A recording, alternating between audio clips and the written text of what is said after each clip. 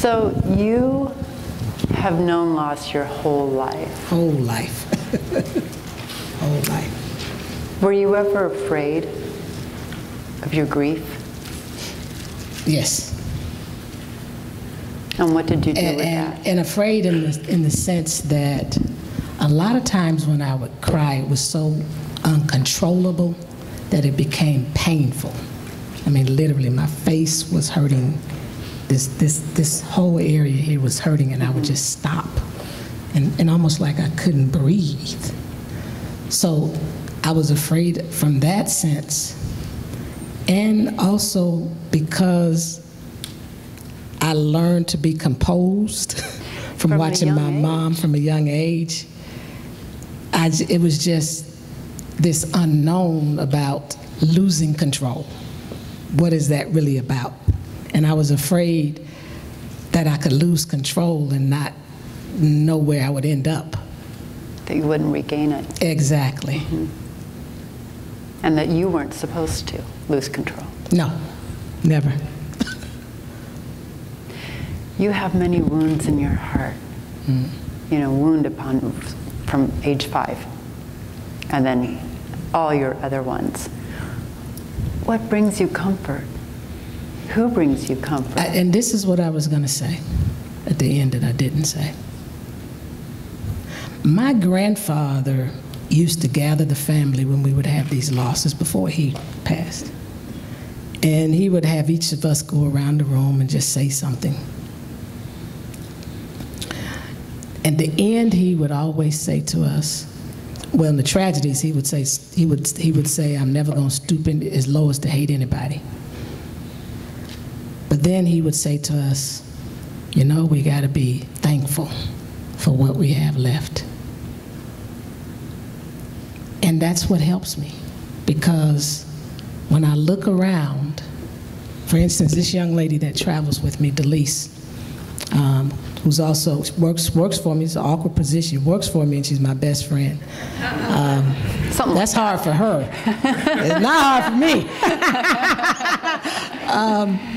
But when I was going through all of this with my mom, I met Bernice in 1999, and it was almost like she was on a fast track.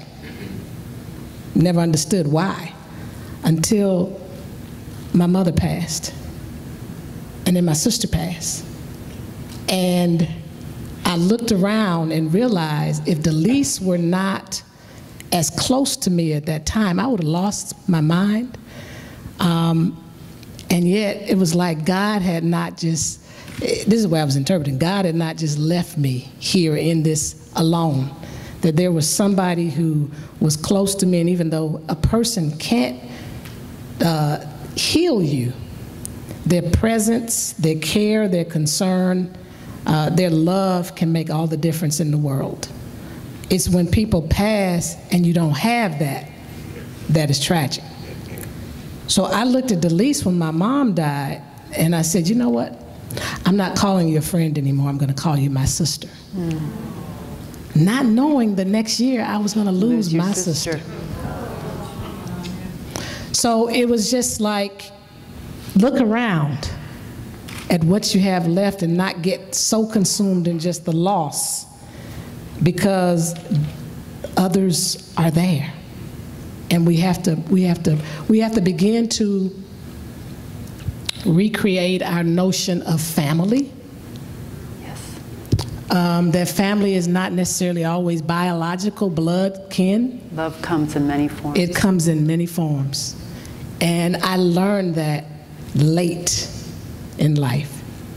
And so now I know that God loves me, and there's always going to be a family. It doesn't mean that I don't want my biological family, but what it does is it keeps me from going crazy. Well, family comes in many forms. Yes. You don't have to be blood related to someone to be family. Are you ever afraid that you're going to lose her? Oh, of course. Yes, definitely. Where is she? She's right here. Oh, there you go. With all the bright lights. Yes, definitely. That would devastate me. I'm asking God every day, just let her have her longevity. Please. You can't go anywhere. No, you can't. Yeah. And it would be it'd be probably worse than my sister right now. But in a weird way, as he's always done, be thankful for what you have left. There will be somebody or somebodies invariably, just like, you know, she was present. You know, I could have gotten all mad and angry and, you know, they've left me and want somebody else again, but I decided to look and say, thank God, Delise, you're here. I appreciate you. What would I have done if, you know, but my praise was to God, because I look at it as she's a gift. And I believe that God will continue to gift me because he loves me. Did you ever, you were born into a hard life. You were born into because, you know, any family that has a legacy, that's a heavy burden. It's a blessing, yes. But if you could have been anything else in life, what would you have chose? What would I have chosen? Yeah. I think the mic is on. They're working on it over there. Did I do something? Yeah, got a lot of questions.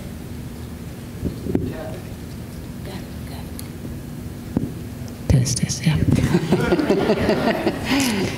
Yeah, because you know when you're born say the question again. When you're born into such a huge legacy, everybody knows your daddy's story.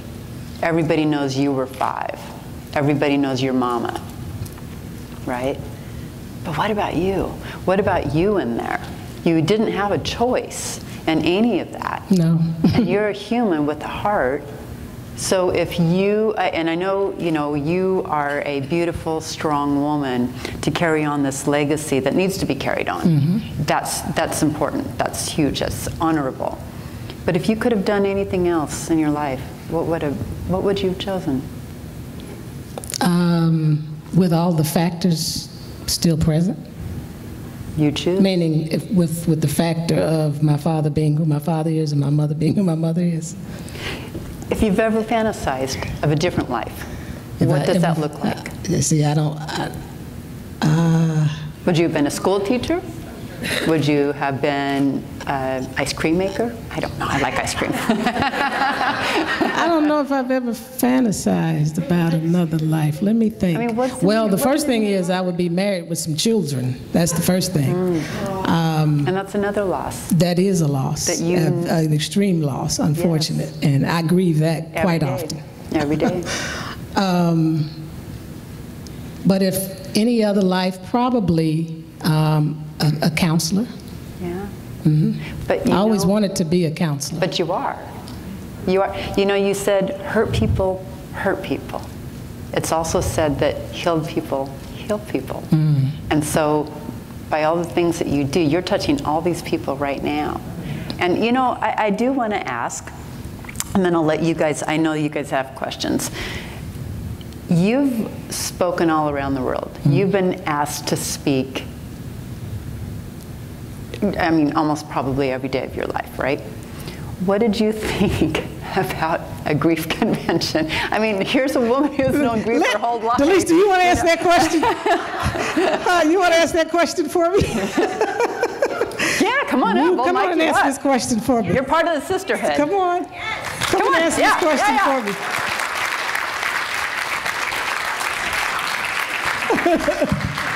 You have to answer this because we just talked about this last night. I know, I'm a troublemaker, right? Come on, join us. I mean, I guess you have to be ready at all times, right? You're part of the sisterhood is what I heard. Yes, she is.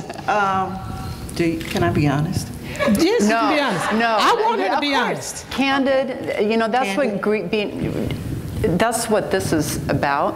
Candid. Is opening the dialogue about grief, candidly and honestly. Because if we're not candid and we're not honest, then what are we doing here? Okay. Right? Okay. Yeah. So you said it, so I'm going to be candid and honest. I caught holy hell from Bernice about accepting this event. So you accepted for her? Well, I kind of convinced her that she had something to say, because she was like, this is not my platform, this is not something I want to talk about, I don't have anything to say. But, okay, so whose platform is it? If you're a griever, you're a griever. Like you said, there's no expert in this field. And you have something to say. Yeah. I mean, I've had, we were just talking upstairs before we came down, just kind of talking about the whole thing and the fact that you never really stop grieving. Right. I've had 2 losses in my life that I didn't think would cripple me as much as it has. My oldest sister died of brain cancer, and when she was diagnosed, it was already in the last stage. And the doctors only gave her 6 months to a year to live. Now, I am not supposed to be sitting up here because I'm going to start crying. Tears are healing. But, wow. My sister used to call me every day, literally, every day. And I used to say, man, I wish Jan would get a life and quit calling me. That's what I used to say. But I would give anything for my phone to ring, and it would be my sister. Hear her voice. And so my last birthday, when she was alive, was my 40th. And then a year or so after. But she called me and wished me a happy birthday. I still have that message on your phone. On my phone. And every now and then I play that. And I tell Bernice, and I try to be mindful of the words that come out of my mouth, because I have learned there's a scripture that says death and life is in the power of the tongue. And I really believe that now. So I try, I don't always get it right, but I try to be conscious of what I say. And then I had a prayer partner, and we were intercessors, and just we would really go after the kingdom of darkness. And we were at a speaking engagement, and my phone rang. And there was a gentleman on the other end, and I'm in ministry as well, and he says, Elder Drain, I'm sorry to tell you that Elder Tyree was just killed in a car accident. And I lost it, because I had just saw her before we left for this particular event, and she was killed instantly. And the person who was driving, nothing happened to them. And so I still have her number in my phone. When I'm dealing with things spiritually, I still think about her, and I'm like, man, I wish I could call Elder Tyree. Because all I had to do was pick up the phone, and her famous words, Elder, I'm on it. That's all she would say. And so life is precious. Do we always get along? Do we always like what people say? No. But I was telling Bernice, we have to get to a point in life where we live every day as if it was our last. What would you do different if you knew when the clock struck 12 midnight tonight that that was going to be it for you? Your life would be over. You would do things different. You would say something different. You wouldn't let the things that bother you now bother you, because you knew you only had 24 hours to live. Your filters would change. They would definitely change. Yeah. And that's the place that I strive to get to, that I live every day as if it was my last. So when it is my last, someone can say she lived her life to the fullest. That's beautiful. You know, there's power in your words. Very, very true. And I thought about that when you were talking about your anger and how it felt good to say those words that hurt somebody else. And truth be told, it's because you were hurting and you were looking for a way for that to come out. And you were young. And no one taught you any coping skills for all the losses that you had. And, you had one loss and then built upon, and then built upon, and built upon, But the power of those words is huge. But then, like I said, heal people. You have to go through that darkness before you can become healed, right? And now you use your words to heal people. And so you're talking about something different than what you normally talk about. But this is kind of funny to me, a little bit of payback. You accepted for her, and yet who's up here, right?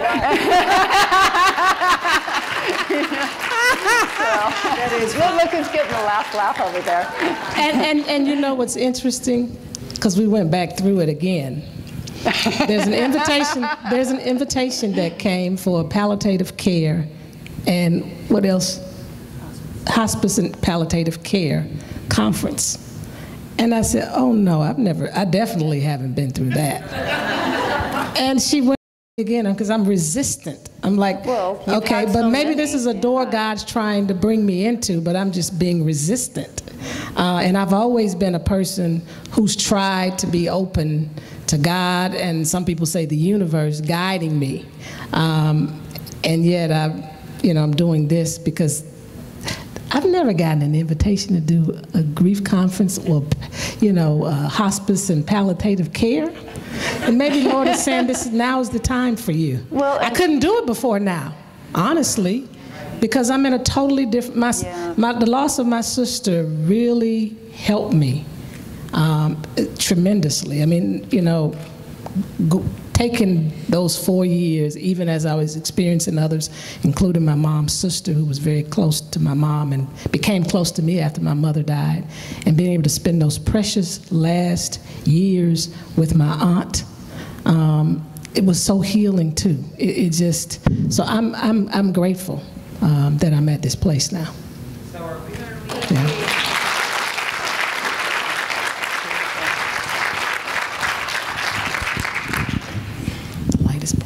You can stay up here. Okay. Yeah, you can stay there. I don't know if this is on or not. Do you ever feel that you didn't get married or have children because you were afraid of the loss? Yeah, I mean, I tell people all the time I have commitment phobia. I mean,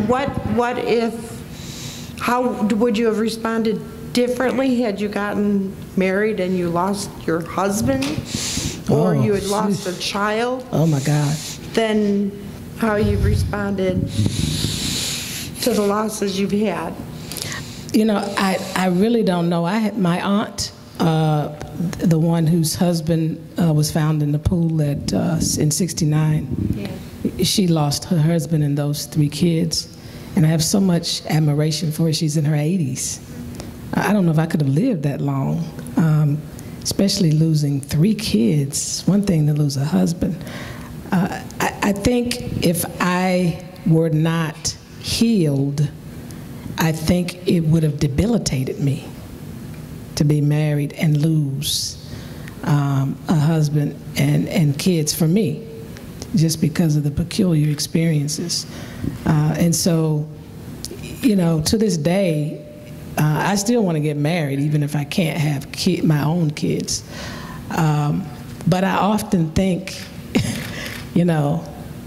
if I get married, I could leave first, but what if I don't? Yeah. And I got to deal with that. I mean, that's always in my head, because for whatever reason, loss is constantly there for me. That's the part I haven't been able to let go of, to release that. But I'm still processing and trying to heal through all of this, because it's difficult. I mean, the way we met was almost like an accident, and the friendship that developed, if it didn't happen that way and God didn't do certain things, it's like I'm close but not too close. I had people who always would tell me, Bernice has these walls and you can't get close to her, because I would have relationships, but I couldn't let anybody too close in because of that fear that they're gonna leave me, they're gonna die, something's gonna happen to them. And you know, on top of that, you're in the public light. Yes. Every breath you take. And so when you lose someone, people are watching. They are definitely And they're watching. judging, whether Yes, they they know are. it or not. They are. And you know, with grief, there's no right or wrong, right? Right. And my way of handling it is not someone else's way, but that judgmental thing then makes you retreat even more. Right. And you become very judgmental too as a result of it. Self-judgment. Ah, Yeah. fair enough. Fair enough. Yep. Hello. I have a question, a burning question that maybe no one has ever asked you before, but it's because of the field of work that I do. I help people to recognize their afterlife signs that they get from their loved ones. And my burning question is, have you ever been contacted by your parents or your sister, or a phone call from you, Delise, where no one was on the other end of the line, but you felt like it was your sister calling you from heaven? So we'll start with you, Dr. Bernice. A dream, You know, a vivid dream? I've had dreams. At the age of, well, let me do it in the year. In 1988, right after I did my first public sermon, I had a dream of my father. I had never dreamed of my father. At least I'm not consciously aware that I dreamed about him. So this is, I was 25. And he came into the dream and he said, he was holding my hands across a desk. I distinctly remember that. And, you know, I was asked, I said, you haven't been in touch. No, that's not that dream, sorry. He was across and he was talking to me, and he was talking about his concern for my mother and the center, and she needed a break. She needed some, you know, to rest some. And suddenly the door opened and my brother Dexter came in, and he said, I'll be back. He came back 2 years later, 1990. And this time I was fussing at him. I had my finger. Your daddy? Yes. I said, as a matter of fact, he was sitting in a chair, and I'm trying to remember, I was standing off like this, and I said, you haven't been in touch with me. And my sister was like right here next to him, and he, she said, he's been in touch with me.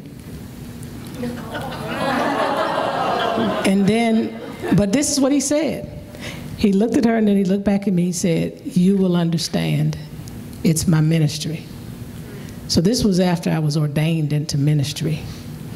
I haven't totally processed the dream, but part of what came to me is that, one, the first dream was his ability to touch me, because up until that point, every dream that I had of other relatives who had died, it was like they were gliding, like ghosts chasing me. I was afraid. I've dealt with a very serious, irrational fear of dead people, dead bodies, anything. In fact, after my uncle, I had never been in a funeral home until my mother died. I couldn't do it. And I never looked at bodies. I couldn't handle it. And so when Daddy came at 25 in the dream and he was touching my hands, from that point on, I had no more dreams of people gliding and chasing me. So it was healing. Yes, Yeah. absolutely. And the second one was almost because people were telling me about women being ministers and didn't agree with it and all that kind of stuff. And it was comforting to know that he was kind of affirming my ministry for me. Absolutely, absolutely. And that I would begin to understand more about why he was no longer with us as I went into ministry and had a better understanding of, the sacrifice that people have to make for others. Right, right. Thank you. I just want to ask Delise, how about phone calls? Any phone calls where there was no one on the other end, or her phone number would show up, or an old text message from her happens to show up on your phone?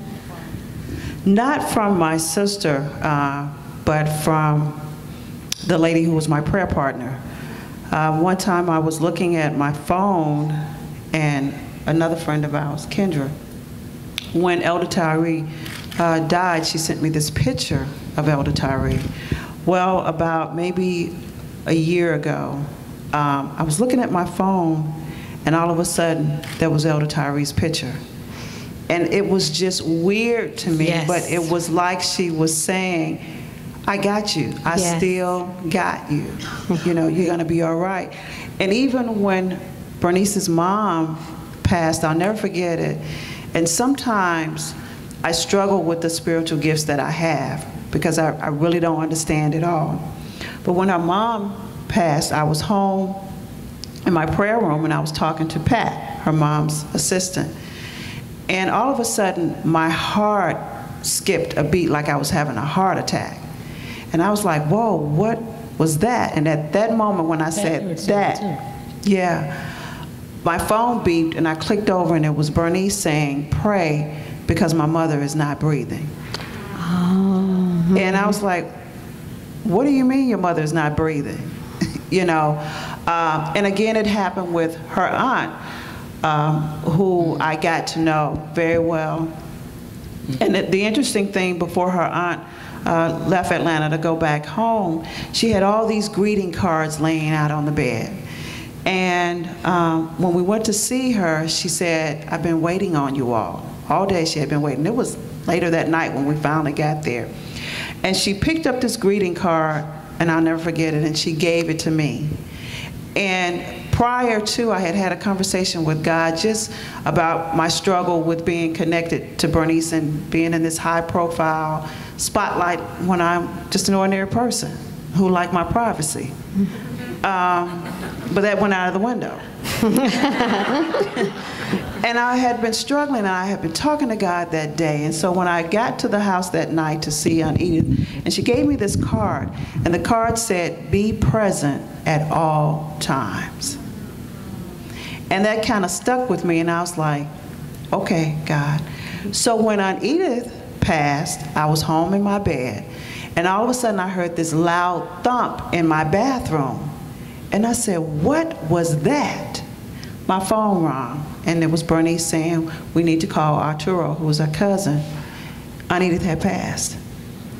So I try to tune in to these things as they're happening. Doing a great job. And sometimes it's a little scary because when I lost my oldest brother, I'm gonna be quick because I know we got things we got to do. No worries. But I had this dream 3 nights in a row. I don't really dream. I have visions. So when something happens 3 times, I try to take note of it because that means it's getting ready to come to pass. 3 nights in a row, I dreamed that someone in my family was gonna die. And because of my close relationship with my mom, I said, God, is it my mother? I just need to know, is it my mother? He allowed me to go back into the dream to see that it was not my mother, but he would not show me the face of the individual who it was. That next morning when I woke up, it was my mom on the phone saying, your brother just died. Oh, wow. So that gripped me because my brother came to see me when I was in Atlanta. And before he got ready to leave, and I lived with this for the rest of my life, the Lord said, hug your brother and tell him you love him. I didn't. I just looked at him while he sat in the car. And that was the last time I saw my brother alive. And so when I went home for his homegoing service, it was then that I hugged my brother, but he was dead, so he didn't know. He knows that you hugged him. He was there watching you hug him. He got that hug. Yeah. He got that. And that's why I said, live every moment to the fullest. Right. Because life is truly a precious gift that we have. Absolutely. Thank you for sharing, ladies. Thank you. And Dr. King has a plane to catch, and we want you all to have an opportunity to buy her book, and she'll be standing back there signing her book and such, and you can meet and greet her then. But we invite you all to join in the Power of One Hope Candlelight Vigil. And the Power of One Hope is, I'm on a mission that you ever hear, you know, that how one song can change someone's mood. And you ever meet someone maybe in the grocery store checkout, and they look kind of grumpy, and you smile at them, and suddenly their whole demeanor kind of changes? That takes one moment, right? No sweat off your back, but you might have just changed their entire day. So one smile can change an afternoon. One turn can change an entire journey. And so we're going to do a real quick, so you can get over there. She does have a plane to catch, really. But you know, a candlelight vigil promoting hope around the world. Because you know, we all came here collectively, this little mighty engine that could. Here we are, strangers. They're now leaving as part of a moment in history where we began openly discussing our losses. And what that's going to do for future generations is they're going to learn from this on how better to support each other. And so thank you for being here. And thank you for being part of this. And thank you for listening to these lovely ladies share. And you know, Dr. King, you know, I'm full of gratitude in my heart for her accepting your invitation.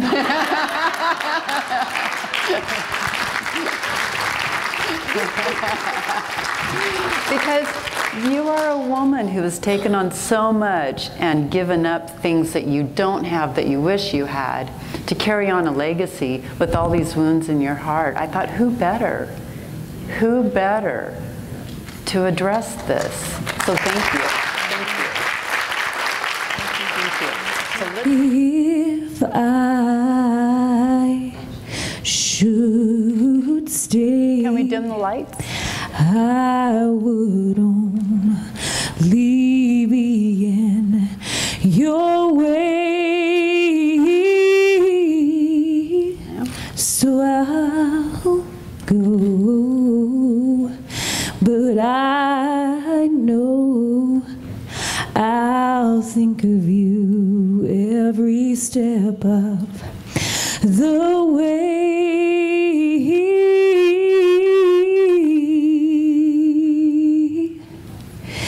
And I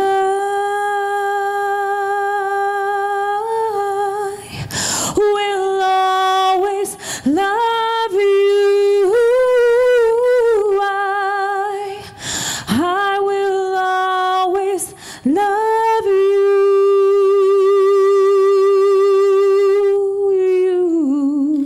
you, my darling, you.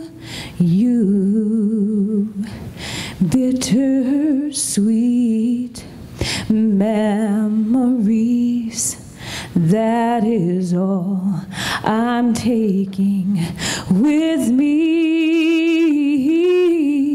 So goodbye, please don't cry. We both know I'm not what you need. And I will always love you. I will always love you. I will always love you. I will always love you.